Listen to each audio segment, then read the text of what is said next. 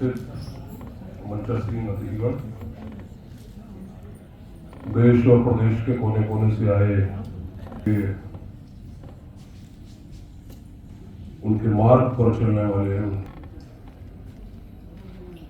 पहले तो आयोजकों को इस कार्यक्रम के लिए बहुत बहुत बधाई। कबीर साहब के जन्म जयंती के अवसर पर एक वैचारिक कार्यक्रम। कबीर साहब का पूरा जीवन जो संदेश हमको देता है, क्या हम वो संदेश ठीक से ग्रहण करते हैं? कार्यक्रमों का औपचारिक आयोजन होते रहना, उन पर बौद्धिक व्याख्यान होना, ये सब तो ठीक है, लेकिन क्या कबीर साहब के वो वैचारिक क्रांति, उनका दर्शन, उनकी शिक्षा, उनका विचार, उनका मंतव्य, उनका गंतव्य हम तक, हमारे आचरण तक कोई पहुंच बना पाता है? अभी हम लोग बहुत से कार्यक्रम करते रहते हैं, लेकिन मैं देखता हूं कि कार्यक्रमों में जिस प्रकार के अनुशासन की आवश्यकता होती है, जो मर्यादा होनी चाहिए, उसका अभाव रहता है। अभी भी हमारे लोग आपस में कार्यक्रम करते हैं, परिचर्चा करते हैं, लेकिन मंच पर बैठने के प्रति बड़ा आग्रह है। मैं देखता हूं 2-2, 3-3 लाइन मंच पर बन जाती, कोई आवश्यकता नहीं। हमें विचार करना होगा कि हम अपने महानायकों के विषय में जब चिंतन और मनन करते हैं, तो हमारे आचरण में वो आता है कि नहीं, वो झलकता है कहीं? वो अनुशासन हमें कहीं दिखाई नहीं पड़ता। कार्यक्रम होते हैं तो वार्तालाप चलता रहता है, मंच के नाम पर कोई अनुशासन व्यवस्था नहीं दिखती है। क्या हम कार्यक्रमों की कोई रिहर्सल नहीं कर सकते? कोई योजना नहीं बना सकते? उसकी एक व्यवस्था होनी चाहिए। कबीर साहब का पूरा जीवन एक क्रांति का परिचय है। महापुरुषों का फोटो लगा लेना और केवल उस पर बातचीत कर लेना, कुछ लंबे लंबे नारे लगा देना, इससे समाज में परिवर्तन नहीं होता है। समाज में परिवर्तन होता है घरों में, अपने व्यक्तिगत जीवन में बदलाव से। आज हम देखते हैं कि नागरिक निर्माण की जो प्रक्रिया है, वो कैसे बनेगी? नारे लगा देना संविधान के, बाबा साहब के, कबीर के, बुद्ध के, फुले के, पेरियार के, क्या इससे कोई परिवर्तन आएगा? अगर हम ये मानते हैं कि ढोंग और पाखंड गलत है, तो वो किसी भी स्वरूप में हो, वो किसी के भी द्वारा किया जाए, वो गलत है। मूर्ति पूजा अगर गलत है, तो फिर वो मूर्ति चाहे बुद्ध की हो, कबीर की हो, भी गलत है। तो जो विचार हम रखना चाहते हैं, क्या उसके हम प्रतीक स्वयं बने? अब आप देखिए कि भारत में बहुत से साहित्यकार हैं, कवि हैं, लेखक हैं,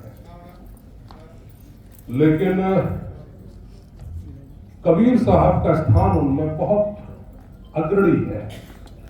जबकि हम सभी जानते हैं, कबीर के विषय में ये मान्यता भी है, हालांकि समय के साथ बहुत सी किंवदंतियां जुड़ जाती हैं महापुरुषों के साथ, कि कबीर साहब न लिखना जानते थे न पढ़ना जानते थे। ये बात तो सभी जानते हैं। अब ये विचार का विषय है कि कबीर जैसा तेजस्वी व्यक्तित्व अगर चाह लेता, तो किसी भाषा को सीखना, लिखना, पढ़ना कितनी मुश्किल चीज है, 1 महीने का भी काम नहीं। लेकिन उनका चूंकि जीवन एक प्रतीक है क्रांति का, तो उन्होंने कहा कि अगर मेरी वाणी में, विचारों में कोई बल होगा, तो ये समाज उसको आगे ले जाएगा। तो हमने क्या सीखा कबीर साहब से? कबीर साहब ने जिस युग में ये बात की और जितनी जड़ व्यवस्था के बीच में ये परिवर्तन लाए, क्या वो आसान काम था? अपनी जान को हथेली पर रखने की बात थी। कितने प्रकार के अंधविश्वासों और पाखंडों से बड़े बड़े ज्ञानी नहीं लड़ पाते। आज हम 21वीं सदी में बैठे हैं, जरा सी विधायकी, सांसदी, लोभ लालच के चक्कर में अपने पूरे व्यक्तित्व को, पूरे दर्शन को कुर्बान कर नष्ट कर देते हैं अपने आप को। कबीर और बुद्ध के पास क्या क्या ऑफर नहीं गए होंगे? बाबा साहब के पास कौन से ऑफर्स की कमी थी?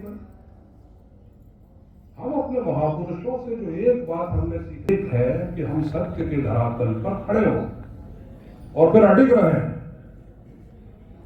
दुर्भाग्यवश ये जो छोटे मोटे लाभों के लिए, देखिए इस संसार में बुद्ध का ज्ञान आपके सामने है कि कुछ भी ऐसा नहीं है जिसके लिए आप अपने स्वाभिमान को गिरवी रखते हैं। क्या है बताइए?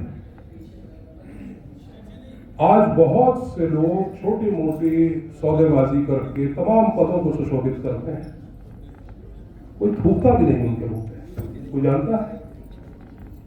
आप बनते नहीं राष्ट्रपति, प्रधानमंत्री, मुख्यमंत्री, कौन पूछता है? हम आज भी हजारों वर्षों के बाद भी बुद्ध को जानते हैं, कबीर को जानते हैं, फुले को जानते हैं, पेरियार को जानते हैं, श्रद्धा से उनके चित्रों पर नमन करते हैं। यद्यपि मैं देखता हूं कि चित्रों में भी चित्रकारों ने बड़े दोष पैदा कर दिए। अब आप कबीर साहब की जो चित्र देख रहे हैं, क्या ये चित्र स्वाभाविक लगता है? क्या कबीर साहब कभी ऐसे आसनों पर बैठे होंगे? कभी नहीं। तो हर विषय पर जब हम चिंतन करते हैं तो उसमें एक सूक्ष्म दृष्टि होनी चाहिए। बुद्ध का सारा ज्ञान क्या है? क्या है सम्यक दृष्टि? भक्ति जी लोग बैठे हुए हैं, मैं समझता हूं कि आगे व्याख्यानों की इस पर चर्चा करें कि हमारे लोग जो कार्यक्रम में बैठते हैं 3-3, 4-4 घंटे खराब होते हैं, तो यहां से उठ के जाए तो कुछ परिवर्तन हो विचार में, आचरण में, समझ बूझ में, दर्शन में, उस बात को घर पे लेके जाए। जैसे आप 10 साल पहले थे, जैसे 20 साल पहले थे, वैसे ही आज है, वैसे ही कल मिलेंगे, वैसे 20 साल बाद मिलेंगे। क्या परिवर्तन हो रहा है? कहां है ये ज्ञान? कौन सी विरासत को हम संभाल रहे हैं? अगर दिया जलेगा तो उसकी रोशनी दिखेगी, उसे किसी विजिटिंग कार्ड की जरूरत नहीं है। आज तरह तरह की वितंडावाद में हम लोग आलोचनाओं में उलझे रहते हैं। मेरा ख्याल है कि जैसे एक विद्यार्थी है, उसके सामने उसका सिलेबस है, उसकी पाठ्य पुस्तकें हैं, उसे कुछ नहीं करना है अपनी तैयारी के अलावा। और हमारा हाल ये है कि हम पढ़ाई छोड़ के बाकी सब मैनेजमेंट में लगे रहते हैं। जो काम करने योग्य है उसे नहीं करते। घरों के स्तर पर कोई परिवर्तन नहीं है। यहां दुनिया की नारेबाजी होती है। मैं पूछना चाहता हूं, यहां लोग हाथ उठाएं कि कितने घरों में वो दावे के साथ कह सकते हैं कि बाबा साहब की 22 प्रतिज्ञाओं का वो पालन कर रहे हैं? न घर में करवा पा रहे हो, खुद अपने बारे में बता कर रहे हो। कबीर के किस विचार और दर्शन पे उठे हुए हैं? कौन सी क्रांति है आपके जीवन में बताइए? एक चर्या के दौरान बुद्ध से किसी ने पूछा कि तथागत पाप क्या है? तो बुद्ध ने कहा कि जिसका कल और आज एक जैसा है वो पाप है, वही पापी है। यानी हमने 24 घंटे गुजार दिए और अपने को कोई परिवर्तन नहीं किया, कुछ सीखा नहीं। हर दिन बीत रहा है, पूरी उम्र बीत रही है, हजारों वर्ष बीत गए, ज्ञान हमारे सामने है, सूर्य के समान साक्षात सत्य हमारे सामने है, और हजारों की संख्या में इस देश में IAS, IPS, बुद्धिजीवी, डॉक्टर, इंजीनियर, मैनेजमेंट स्कॉलर्स, अपने को बुद्धिजीवी कहने वाले उन्हीं अंधविश्वासों और पाखंडों में जीते हैं। कोई परिवर्तन नहीं है उनके पास। हम लोग, ऐसा लगता है कि चलती फिरती अपनी लाशों को खुद अपने कंधे पर ढोते हुए घूम रहे हैं। मैं पुनः को निवेदन करता हूं कि अपने को बदलिए। अब इस कार्यक्रम में हमारे इस मंच पे मुझे देख के बड़ा निराशा हुई कि इसमें कोई अनुशासन मुझे नहीं दिखा। जब हमारे आयोजकों के पास एक दृष्टि नहीं है तो हम जनता से क्या उम्मीद करते हैं? आप बड़े कार्यक्रमों में देखिए, बड़े अंतर्राष्ट्रीय आयोजनों में देखिए, मंच पर आपको 1 या 2 लोग बैठे मिलेंगे। स्वयं को माननीय कहने का, श्री लगाने का, महामानव सिद्ध करने का, ये काम समाज पे छोड़ दीजिए। अगर हम किसी लायक होंगे, हमारे विचार में कोई बल होगा, हम प्रकाशित होंगे तो वो दिखाई पड़ेगा। स्वयं की आत्मसम्मान और दुनिया का महिमा मंडन ये कबीर और बुद्ध और बाबा साहब का मार्ग नहीं है। बहन जी ने बड़े ऊर्जापूर्ण बात कही। हमारे समाज की महिलाओं को इसका कोई ज्ञान ही नहीं कि किस संघर्ष के लिए बुद्ध ने पूरा जीवन गंवा दिया, क्या उनका विचार और दर्शन था। कबीर साहब से देखिए कि पूरे जीवन वो बनारस में रहे, ठीक, और जब उनका अंतिम समय आया, उन्होंने निश्चित किया कि इस देह को त्याग कर देना है, समय आ गया है, कोई कार्य ऐसा शेष नहीं बचा जो करना था, तो मगहर को चुना, है ना, यही है ना। क्योंकि उस समय के जो कर्मकांडी लोग थे, उन्होंने कहा कि साहब बनारस में अगर देह का त्याग करेंगे तो स्वर्ग की प्राप्ति होगी, मगहर में नरक की प्राप्ति होगी।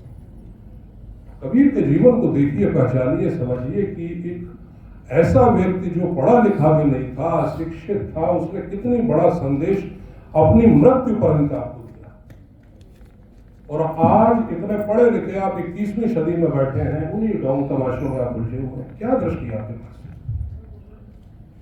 तो अगर हम उनके विचारों पर अमल नहीं करते तो फिर किसी प्रकार के कार्यक्रम नारेबाजी का कोई अर्थ नहीं है, उसमें कोई गंभीरता नहीं है, कोई बल नहीं है, कोई दम नहीं। तो आज हम यहां से संकल्प लेकर कम से कम उठे कि देखिए, एक जो नागरिक निर्माण की प्रक्रिया एक बच्चे की शिक्षा से शुरू होती है, अब उसको शिक्षा और सत्य का ज्ञान कौन कराए? माँ बाप में तो है नहीं। विद्यालय आज दुकान बन गए हैं, यूनिवर्सिटियां फैक्ट्री हो गई हैं, सरकार को कोई मतलब नहीं है, मीडिया भ्रष्ट हो चुका है, साहित्य दिशाहीन है। ये मार्ग, ये शिक्षा, ये दिशा कौन देगा? ये जिम्मेदारी हमारे आपके ऊपर है। अगर हम ये चिंतन नहीं करते हैं, इस बात को आगे नहीं बढ़ाते हैं और हम बड़े बड़े लक्ष्य बना लेते हैं कि साहब क्या करना है, साहब दुनिया को बदल देना है, इंकलाब ले आना है, क्रांति ले आना है। अरे भाई, ये हजारों वर्ष के काम है, आप नहीं जानते होंगे कि नहीं होंगे। आपके हाथ में और आपके अधिकार क्षेत्र में केवल आपका शरीर और आपका मस्तिष्क है। पहले इसको बदल के दिखाइए। जो काम 5 मिनट का है, इसको आप करने को तैयार नहीं। इतनी लंबी लंबी ढींगे मारने का कोई औचित्य नहीं, कोई आधार नहीं। छोटे से काम करने हैं कि हमें अपने घर में अपने नायकों का साहित्य होना चाहिए, उस पर चर्चा होना चाहिए, उस पर कोई वैचारिक मंथन हो, दैनिक रूटीन कोई आयोजन हो। संविधान की बात है, ठीक, अच्छी बात है, बहुत हो रही, लेकिन इस संविधान का पालन हमारे अपने जीवन में कहां है, ये बताइए। कौन सा वैज्ञानिक दृष्टिकोण है आपका? हम दूसरे से क्या उम्मीद करते हैं? तो संविधान की किताब को केवल सिर पर उठा के घूमने से क्या होगा? भोजन का चित्र सिर पे लगाने से क्षुधा की पूर्ति तो नहीं होगी। पुस्तकों के तत्व को अपने आचरण में ढालिए, अन्यथा इस प्रकार की नारेबाजी सब बेकार है। तो मैं समझता हूं कि इस कार्यक्रम से हम लोग एक संकल्प लें, हमारे जो वरिष्ठ लोग हैं, हमारे भंतेगण हैं, भिक्षुगण हैं, ये पुनः अपने ऊपर ये दायित्व लें कि हम समाज को वैसे ही कुछ रचनात्मक क्रांतिकारी दिशा में ले जाएंगे जैसा कभी ये बुद्ध के समय में था। उस दायित्व को हम निभाएं। जब इतने विषम काल में हमारे देश में बुद्ध, कबीर, बाबा साहब खुले हो सकते हैं, तो आज तो आपके पास बहुत सी सुविधाएं, ऐसे हजारों नायक हमारे पास होने चाहिए। कहां है वो? तो पुनः इसी सूक्ष्म निवेदन के साथ कि हम लोग एक वैज्ञानिक दृष्टि पैदा करें, अपने आचरण पर प्रकाश करें, अपने घरों से क्रांति की शुरुआत करें। बहुत लंबी बातें करने की जरूरत नहीं है, ऐसा लक्ष्य बनाएं जो छोटा है, आसानी से पूरा हो सकता है। हमने अगर एवरेस्ट पर चढ़ाई कर दी है तो एवरेस्ट का दिमाग में अगर आप बोझ ले लेंगे तो पहुंच नहीं पाएंगे। आप लक्ष्य बनाइए, 10, 15, 20 कदम रोज चलेंगे, आपको पता नहीं चलेगा, धीरे धीरे आप वहां पहुंच जाएंगे। आप सभी को पुनः शुभकामनाएं कि कबीर साहब के विचार, दर्शन, उनका सूक्ष्म ज्ञान आपकी आत्मा को अवलोकित करे। सभी शब्दों पर गौर करना चाहिए। हमारे लोगों ने कहा कि महात्मा कबीर के बुद्ध ने आत्मा शब्द को नकार दिया, फिर भी लोग बिना सोचे विचारे महात्मा बुद्ध कहते रहते हैं। सब छोटी छोटी बातें हैं, सूक्ष्म बातें हैं, इन पर विचार कीजिए और अपनी दृष्टि को वैज्ञानिक दिशा में ले जाइए, अपने को बदलिए, तभी ये समाज बदलेगा। बहुत बहुत धन्यवाद। धन्यवाद कमिश्नर साहब जी।